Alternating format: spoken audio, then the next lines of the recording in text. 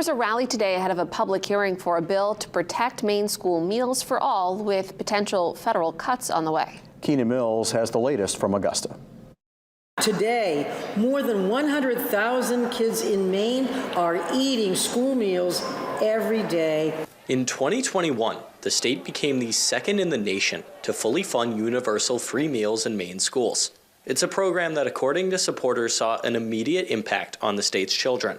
We know that if you take care of kids when they're younger, right, if that's the time that you're giving them the right nutrition, which, by the way, allows them to pay more attention. Like, the end result of that, 15, 20 years down the road, a more educated population, a more healthy population. At the gathering, Senator Mike Tipping discussed his bill, which would protect against federal budget cuts. Supporters say there could be shifts in area eligibility with harsher requirements and income verification. These cuts have the potential to harm children all over our state.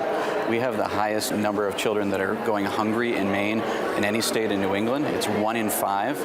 And this is the biggest step, school meals, to combat hunger that we have ever taken as a state. This bill is an amended one.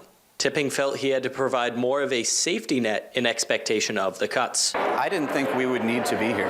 I mean, the idea that they would cut meals for children, it's just unconscionable. Although many cuts are being made at the federal level, supporters mentioned they are dismayed by the possibility of these cuts. Basic needs like food security for our kids should not be political footballs. It doesn't make sense. The adults in the room should stand up and figure things out so that kids aren't put in that position. After the rally, advocates moved to the Committee on Education and Cultural Affairs for a public hearing on the bill.